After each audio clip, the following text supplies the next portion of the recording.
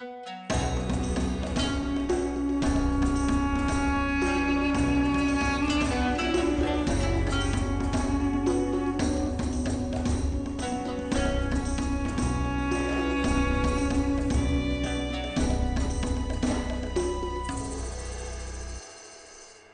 gamers, this is Liz Davidson for Beyond Solitaire, and today we're going to take a quick look at Pax Illuminaten. I'm going to keep this overview pretty short and not super detailed because what I'm working with is a prototype that I was given at PAX Unplugged last December, and I already know that things have changed a bit since then. The game is kind of in its final tweaking stages, so things look about like they're going to, but this is still a prototype.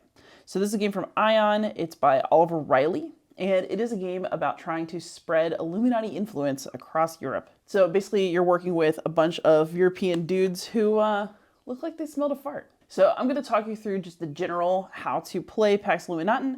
We're going to talk about the bots, and then we're going to call it a day. But I'm hoping that this video will give you a good sense of what you're getting into if you decide to get this game, help you determine whether it's for you. So in Pax Illuminaten, you are trying to spread your influence across this map, which is basically some face down cards that are like the ones in your hand, and you're going to place influence on them. You're going to try to arrange them into lodges. So we're going to talk about what that means in just a moment, but essentially it's color and symbol matching. And you're going to try to spread your influence further and faster than any of the other players in the game. How do you determine whether you win? Well, it's not points. It's actually whoever is the first to have 2 plot cards completed at the same time. So there's like a little deck of plot cards. There are 2 public plot cards.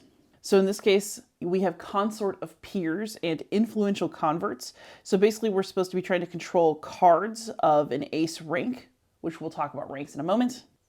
Or we're supposed to try to get influence on cards that are of the same rank that are adjacent to each other. So some of the plot cards deal with other aspects of the game, like trying to get a large lodge or trying to match certain symbols on the cards. These 2 that if just happen to come up are about the ranks on the cards, so we'll talk about that in a moment. People also get personal plot cards. So for this one is have influence on each card in a lodge of any faction that connects from the top row of the map to the bottom row. So this one's a spatial puzzle of just trying to link my influence all the way across. So this one is my personal plot card that would be a secret if I was playing a multiplayer game. And then there are 2 public ones that everybody can see people going for. Basically everything on this map, everything that you do in the game is driven by 2 things. The favor that you have access to, and this is a tough favor economy. You're gonna have to really think about how to get stuff. You get 3 starting favor based on a card you're randomly dealt. But there are 1, 2, 3, 4, 5, 6 different kinds of favor. They are keyed to colors on these cards, and you're gonna need to manage this economy well if you wanna succeed in the game. So let's just look at my opening hand and kind of talk about what's here, and we can also look at the market row to get some other ideas. So here we've got a purple and blue card. It is a rank 2. So when we're talking about cards of the same rank, we want to be looking in the top left corner. So the ranks can be 1, 2, 3, king, and there's also an ace that looks kind of like a Greek lambda. Let me see if I can find one for you. There's an ace for you. So we're dealing with some different ranks of cards, and then we're also dealing with different colors that grant different favor. So each of these cards is also going to have basically a combat value for when you're trying to oust each other from different areas of influence. There are different values depending on their ties. So some of them are Masonic, some of them are Rosicrucian. There's spaces to place influence on these cards, so you pay the corresponding favor to place one of your influence tokens on here. And these favor values are also going to tell you what you can get if you decide to just get rid of the card for favor, and also what you might get if you attempt to extort these cards on the map later. One thing that's going to be true is that you're going to kind of want to get cards that are in the same color combinations because you have more access to favor of colors where you already have influence. The basic rundown is that we are using these cards and this favor to spread our influence across this map and fulfill 2 of the plot cards. So how do we do that? As is fairly typical of a PAX game, you're going to have a turn where you get to take 2 major actions, and then there are also some minor actions you can take. I'm going to give you the quick rundown, and then we're going to talk about bots. So at the beginning of your turn, you're going to see if you activate an event card. There are things that you can do that will cause you to draw or work with the event cards that are in this deck. There's a mix of cards in here that you set at the beginning of the game. So you have some of these cards that help you deal in resources. So you'll collect all the favor of this type to the supply, and then you move them onto this edict and you kind of distribute them to yourself and then back to the main supply. So it's like a way of getting temporary hold on everything.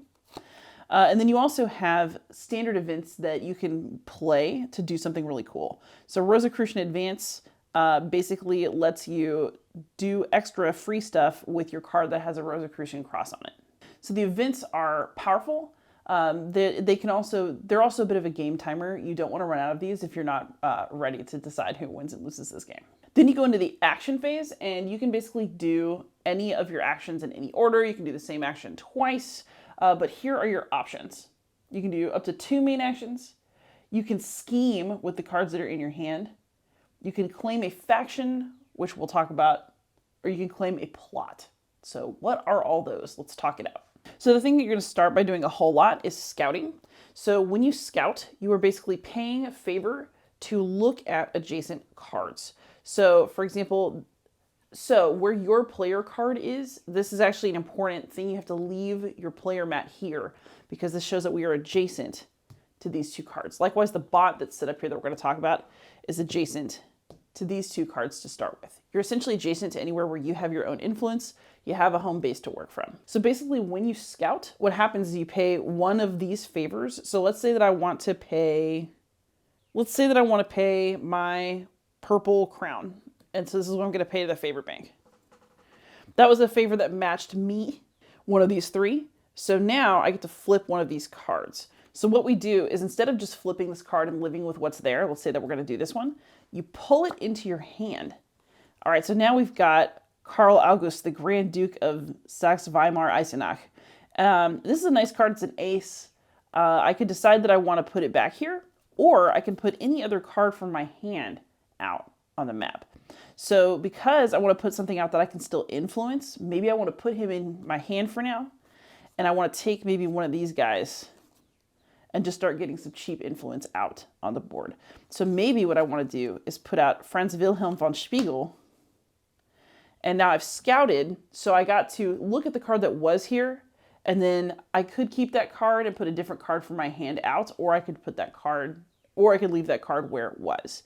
And a lot of that depends on, am I trying to build a lodge? Am I trying to get a certain combination of cards in order to fulfill a plot? You get to like mess around with what's happening on the map as you play, which is pretty cool. The next main action that you're going to want to do a lot probably is influence. So let's say that that's going to be my official second action of this turn. I would pay one of my favor in order to put one of my influence tokens out. So for this guy, he's got 1 location on the card. I can pay either a chalice or one of the blue scales. So let's say I'm going to do my chalice. I'm going to take one of my influence tokens and I'm going to put it here on the card. So now I've got an influence that's out here in the world. Maybe if I wanted to do something like fulfill my own personal plot, I could do something like try to get a bunch of blue cards along here and just connect all of them to win this plot card. Of course, as you can see, I'm already kind of low on my favor tokens, and that is an essential aspect of the game. So one of the main action ways that I can get favor, and I might not want to do this now because it's a main action, but when I have more cards, higher level cards, and cards that are touching other cards with the same favor type, then I might want to do what's called extort. So if I extort this card, I'm going to be able to get this value right here and just collect that favor. I can also extort myself for a set of my starting favor.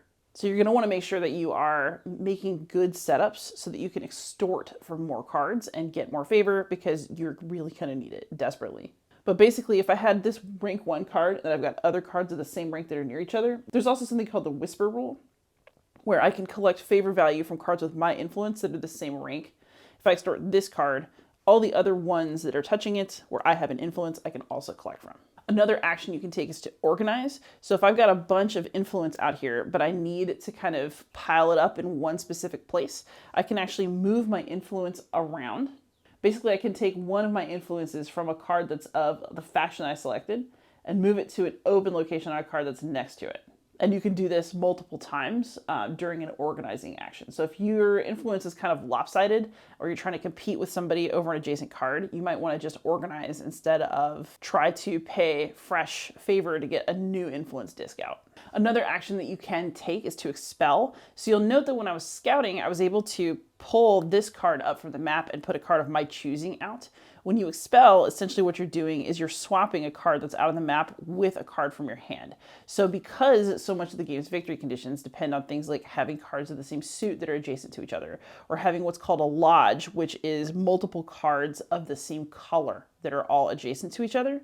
So any blue cards this guy is next to would all eventually become a lodge, and you can have lodges of a different size. If you get large enough lodges in the factions that are available here, you can actually take the card and get special actions. So in order to make all that happen, I don't know what cards are here, but I can do things like scout and play cards from my hand to manipulate what's there in the arrangement. I can also expel, which means that I'm pulling cards up off of the map and replacing them with cards from my hand. And then, of course, you're also going to oust people. So as I continued play, this bot would advance across the map, and it and I would eventually start to fight about which cards we have control over.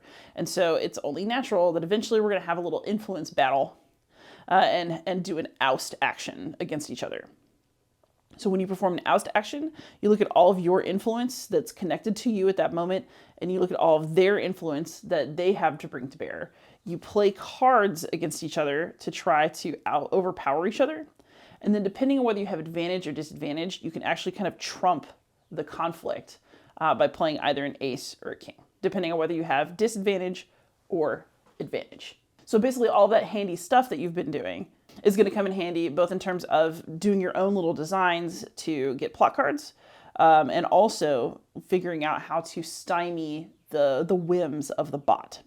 You can also do a bunch of what are called schemes, where you play cards from your hand for one-time uses. So you can scheme in order to get some of the favor that's printed on the card, or to do the actions that are printed down here. So basically you can play your cards for buffs or for special actions that make your main actions a lot more powerful. The one thing to note is that you can chain these, but they have to share a color. So for example, what we could do is we could do this purple and blue. We could do blue because this one has both colors. And then we could actually go ahead and still play Carl August because he is rainbow and he matches all the different colors. So when you're scheming, you have to make sure you're chaining it properly. Also be careful because you want to make sure that you have like the right number of cards in your hand. After you've played a bunch of cards, you will also have access to this lovely market. So you also want to be keeping an eye on the cards that you may want. So that's the very basic essence of the game. And now I just want to talk about the bots, which I actually think are pretty smart. There's several different ones. I'm going to show you the very prototypey version. So let's pull them up. This one, by the way, is called Random Bot Script, but it has a name now. I saw on Tabletop Simulator. So no, you're not going to get Random Bot Script. You're going to get a real bot with a real name. But one thing that's cool is that these bots all have different play styles. So you can have a low complexity, low difficulty bot that's fairly passive, or you can get all the way to high complexity and hard difficulty bots. So you've got different bots that are going to play against you different ways, and they're going to have different plots of their own desire. So while you have to get 2 plots in order to win, the bot only has to get 1 of its plots. And so you have to really watch this thing. It is a brutal timer, and it has multiple things going on that you have to thwart while also trying to reach your own goals, which is pretty nasty. There's also a general bot placard that is going to help you set your bot up, do a turn sequence, and give you some general scripts. But what's really neat here, in my opinion, is that you have some totally different ways for the bot to behave based on which one you're playing. So let's say that we're doing just a random bot script. This one's just kind of medium difficulty. So this one has 3 different plots. It wants to either control a lodge of at least 5 cards, to control 5 Mason or Rosicrucian cards, or it wants to place at least 8 total influence. This is the one that I often lose to because it just spews influence out like crazy. So this will tell you to reveal a plan card, and then over here it tells you that that means the top card of the Luminary deck. So these cards are called Luminaries, and it will tell you what the plan card is supposed to help you do. So then based on the plan card, you have some options that you can take that are based on other conditions in the game. It's also going to give you the target priority, so when it wants to target different spaces. It's going to prioritize expanding and creating lodges. And then its secondary priority, no matter what, is just to spew some influence out, because that is what it does. You're also going to have direction priority. So basically, depending on the value on the shield on the card that you draw, the little pawn for the bot is going to move to different places on the map and then interact according to its script. So basically, when I draw my plan card, this one's a 2, so I know that my bot pawn is going to move in the 2 direction. If it can't move to a place where you have drawn for, then you just go clockwise until you reach a place where it can. So one thing that's interesting is that the different plots really do kind of reveal that the bots really are matching their complexity and difficulty promises. So the aggressive bot just wants to get luminary card influence out and then take yours. So it's literally just brutal. Or it wants you to empty the luminary deck twice while you're trying to achieve your goals, and it'll just win on any of those conditions. Meanwhile, the passive bot script is trying to, get you based off of discarding events. If it controls a lodge that's of a large size, which is not too hard for you to spot and prevent, or if the bot, again, gets 8 influence on luminary cards, don't let it do that. But this one's like a little bit more chill. It's not going to rush as quickly as some of the more aggressive versions. And then you've got the meanest bot out of Weishaupt. So this one, again, there's always this third plot because you don't want to let the bot get too much influence out. Adam also has some other kind of interesting plots that involve either lodge control, but it's smaller than the others, so he doesn't need the biggest lodge ever to win, or he'll target cards of specific suits. So again, he'll determine his target, draw that card, figure out where he's going to move, and then he will determine his action according to the little flow chart below. So when you're playing the bot, just remember that, again, just as you are adjacent down here, the bot starts in the opposite corner, and so it's moving. This is its card. It's moving in relation to this card. It'll come onto the map. Depending on your spatial preferences, it might be easier to have the bot down here and yourself up here, because that way you don't get mixed up about which direction the bot is facing and which direction the pawn is supposed to go. But I prefer to play upside down because I like my stuff to be by me. So that is a fairly brief, I hope, introduction to Pax Illuminaten. As you can see, it's got a lot of the traits of Pax games, row of cards, tight economy, limited actions, ways to boost your actions with other cards, etc., etc. However, it's also different in the sense that it's got this kind of little spatial puzzle going on. And the map isn't really a map at all. It's a bunch of cards that you can swap in and out in an attempt to get the configurations you need for your plot cards. I will say that as a puzzle, the game is interesting. The bots are pretty tough. As somebody who wanted to really kind of get into the Illuminati theme, I will say that this game is really much more puzzle than it is historical commentary or dig into what the Illuminati might actually have been doing. I don't really feel like an Areopagus when I am playing this. I just feel like somebody who is really trying to, make the most out of my hand and manipulate the map. But if that's your kind of thing, the game is entertaining, challenging, and I do think that the bots are very good at offering a real challenge. Other than that, I'll be excited to see this in its absolute final form. And if you are too, then this is Pax Illuminaten, and you can check it out. So thank you so much for watching. Please like, subscribe, and comment, and most of all, happy gaming.